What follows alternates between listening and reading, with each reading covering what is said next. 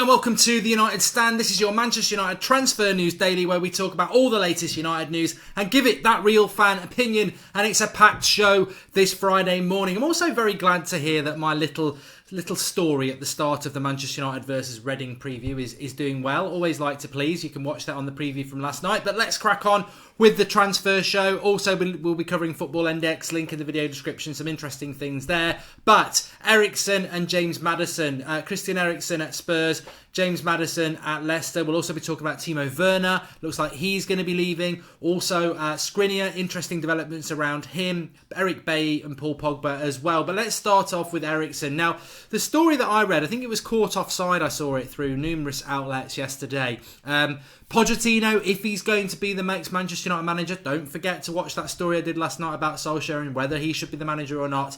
Pochettino, if he's next Manchester United manager, has apparently indicated that he would like James Maddison from Leicester to be signed for United, to be United's Eriksen that he has at Spurs at the moment. Now, there's an interesting way to flip that, because these are two players that I don't remember ever. Well, we have spoken about them in the past, but not Maddison, and certainly Eriksen's always been a bit of he's a very, very good player, because United have always had a failure around number 10s, and Mata for me, Mr. Consistent, Mr. Likeable, very, very articulate, intelligent guy, and I love him at Manchester United. He's coming towards the end of his reign at United, of course he is, but we just did not use Mata in the right way. If you think back to what Mata was like at Chelsea and for Spain, he was a central player, very much in the guise of an Eriksen. Probably not got the finishing of an Eriksen in relation to the power on his shots. Mata's a bit more cute in his finishing, but he was a very, very good central sort of number 10 attacking midfield player, Mata, and we never used him there. And it's a shame, because when we got Kagawa, we thought he would be good. When Mkhitaryan, we thought he would be good. And we've always suffered with the number 10 position at United. And I don't know whether a number 10 actually suits United, because we like to have the two wider players, the number 9 and then the 3 midfielders. But I really do like the number 10 position at United. And Eriksen would be brilliant. And the interesting thing with Christian Eriksen is, if we were to get Pochettino, would Spurs let 2 of their players come to United? I don't think so. But if we didn't get Pochettino, could we get Eriksen? Because he's mid to late 20s now. I think he's 26, 27. He's refusing to sign a new contract there. Spurs are looking to double his salary. Now, wait for it. This will make you laugh. Considering the likes of Phil Jones and Smalling and Ashley Young all earn north of 100 grand a week, Eriksen's on 70 grand a week at Spurs. And they're looking to double it. He can almost double it again if he comes to United. We'd pay him well over 200 grand, so he'd get better wages at United. He's only got 2 years left on his contract. It's interesting. I don't think it can be done in January, but he's certainly an interesting player for the summer. Give us your thoughts below on Eriksen. Would you realistically? I think we would take Christian Eriksen at United, and his contract situation is very interesting. But would you take him in the sense of, do United suit having a number 10? And if we're going to buy Eriksen to play him off the left or off the right, that's not his position. So where would he fit? Do United actually play a system that allows a number 10 when you've already got a Paul Pogba? I don't know. Maddison's very interesting at Leicester, though. I mean, what a you talk about exciting English talent coming through at the moment, and the excitement around Gareth Southgate's England. And Maddison has gone from Norwich to Leicester in 2018. He's had a very, very good start to his Leicester career. He's only just turned 22 in November, and he is, again, that sort of number 10 position. But I think he's more mouldable. I think he can be more of a... I think he's got a little bit more about him than Eriksen in relation to being more of maybe a box-to-box midfielder. And I think he's very, very interesting. I've got to say, Leicester have come again, haven't they? They won that title against all the odds. And here they are again with Maddison and Ndidi in their midfield. And, no longer got Conte and Morez. But those two players are certainly players, I think they're both 22. I'd certainly love Ndidi at Manchester United, and I think James Maddison's an interesting one who sort of ticks the box of what Ed Woodward's meant to be looking at. These younger players who can go on and be great players. The only issue is he's only been at Leicester for 6 months, so I don't know what your thoughts are on him. I want to talk about Milan Skriniar next, the Inter Milan centre-back. I've always been a big fan of his. He's coming out with the right things again. I'm very happy at Inter. There's talk of him signing a new contract. But interesting, Tutto Sport, which is a really good outlet in Italy, have said that 80 million euros Inter Milan would take the money. Now, 80 million euros, I'm not great on exchange rates at the moment, but it's probably somewhere between 70 and 75 million. Well, that's what Van Dijk cost. And Skriniar is like 22, 23. and he's one of the best centre-backs in Europe at the moment. So you're paying the same price as what Liverpool paid for Van Dijk for somebody 2 or 3 years younger than Van Dijk. I don't know. I just read that yesterday. I don't know about you, and I thought, all right, we don't want to pay 100 million for Koulibaly and Manolas. I like Manolas, but some people are a bit unsure. Skriniar for the same price as Van Dijk, and he's got growth and development in him. I just thought, well, if that's a deal there to be done, why are we not looking at doing a deal like that? I think it'd be absolutely fantastic for Manchester United, and very interested to see what your thoughts are on the centre-back situation at the moment, because yesterday evening, a lot of the bookies slashing odds on Koulibaly moving this month. There seems to be a lot of feeling that he will move this month. I think the only place Koulibaly can go is Manchester United. So if we get Koulibaly, that is the number one. That is the number one choice. I'd be very happy with a Skriniar. I'd be very happy with a Manolas. But if we got a Koulibaly, I'd be over the moon with that. Alderweireld for me doesn't quite cut the mustard, but Koulibaly certainly does. I'd be very, very excited by that. But if Skriniar was available for, say, £75 million, why would you not want to do a deal like that? It's certainly an interesting one. Timo Werner was trending on Twitter yesterday. The story behind that is that his chairman has basically come out and said that if he doesn't sign a new contract for the summer, then he'll be moved on in the summer. He's got a year left on his contract, and they're basically saying we're not going into the final year of a contract with someone like Timo Werner.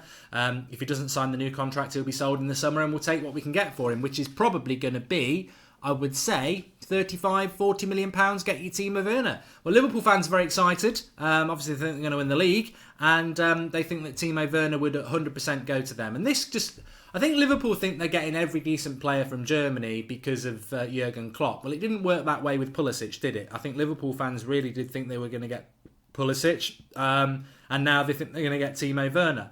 Well, Jurgen Klopp's never managed Timo Werner. The only connection is the German thing, and it's whether United need that. And I got a little bit of stick yesterday because I said United need to be ruthless. If Timo Werner becomes available, then Lukaku needs to be told he's parking cars in the car park until Everton can sign him back. We need to be ruthless. And, Timo Werner's a better striker than Lukaku. You then get people coming back saying, oh, well, you're saying Rashford needs to be our number 9 and then you want to sign Timo Werner. But we need 2 strikers. Lukaku is not going to sit on the bench. He's going to moan and grumble until he's back in the starting lineup. And Rashford's going to end up on the bench unless Ollie or the next manager are really strong. But I think Woodward would be saying, look, this striker cost us £75 million, 90 million with add-ons. He does score goals. Can he start games? And that's the concern about Lukaku. I think Lukaku needs to leave. If we got Timo Werner, it doesn't mean Marcus Rashford gets dropped. It means you've got 2 young strikers fighting with each other for the striking position. You need 2 good strikers. If Lukaku was happy to be our bench striker, I'd say keep him, but I don't think he is.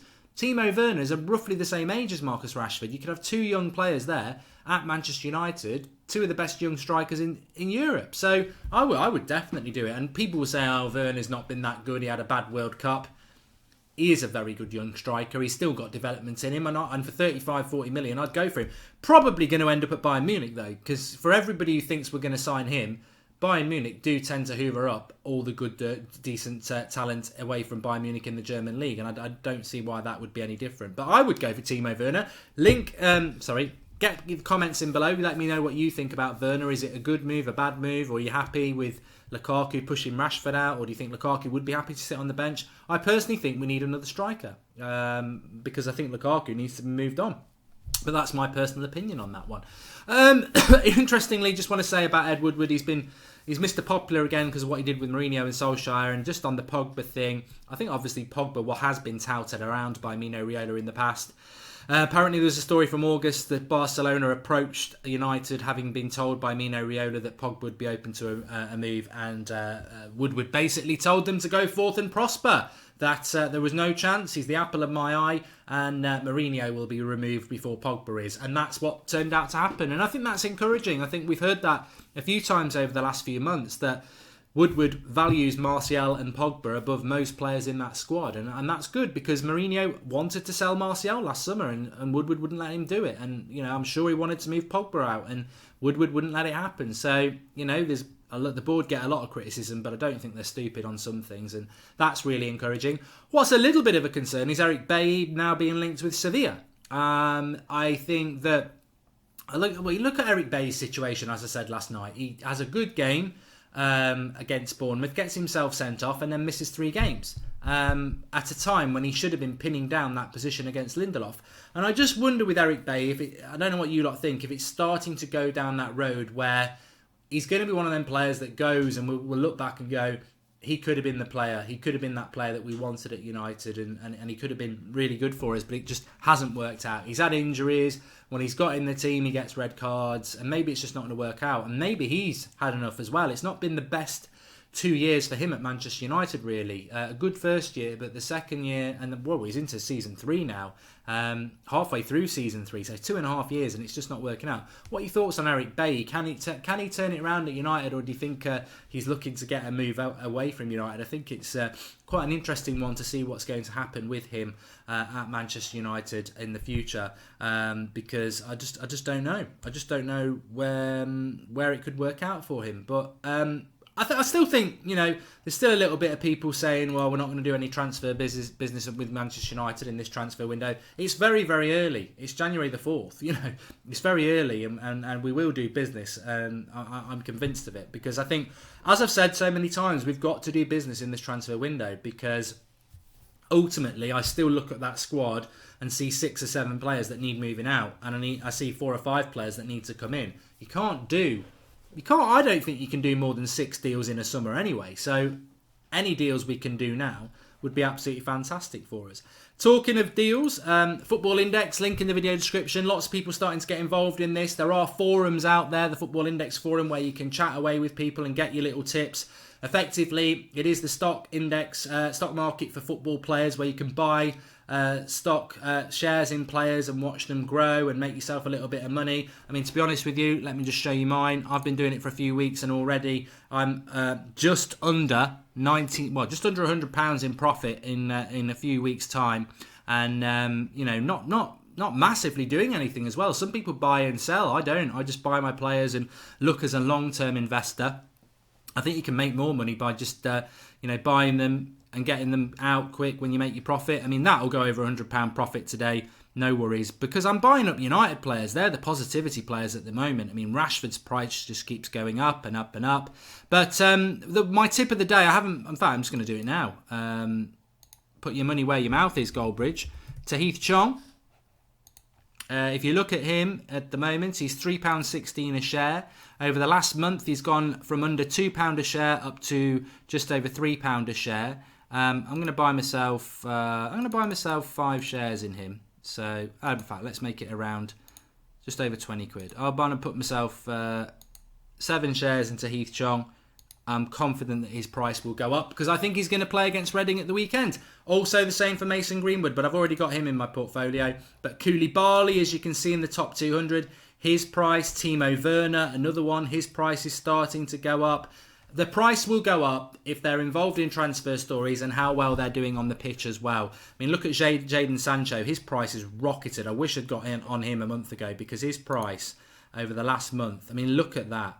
Last 3 months, 6 months. He's gone from under £3 a share to £8 a share, which is absolutely massive. But if you know your football, I mean, Van Dijk's price is going up as well for a centre-back. And if you think that Van Dijk is £5 a share, and then you've got people like Toby Alderweireld at £2, just over £2 a share. If he moves, his price will go up if he becomes a United player. Same with Koulibaly. Link in the video description for Football Index anyway. Give it a go. A lot of people are. I'm thinking about bringing Football Index Friday back on That's Football, because a lot of people are asking me about it. But as I said before, link in the video description. Download it, have a go.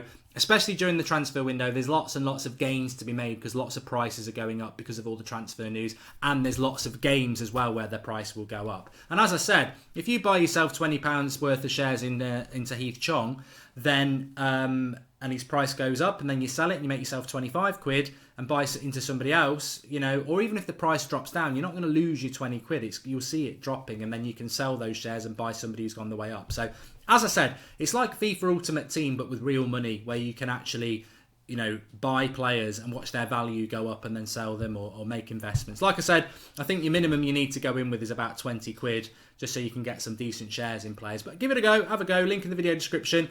Please do drop a like on the video as well, and give us your thoughts. Timo Werner, Would you want him at Manchester United, and what would that mean for Rashford and Lukaku? Eriksen, do you think a number 10 is the right sort of player for Manchester United? Can a number 10 ever work at Manchester United? And Eric Bailly, is it time for him to move on? Plus anything else you want to talk about, get your comments in below. Link in the video description for Football Index. Give that a go. And we're live at 1 o'clock, I think. Ole Gunnar Solskjaer's press conference. We'll be talking about that. Friday Night Live tonight as well. So lots to go on the United stand. Make sure you subscribe if you're new.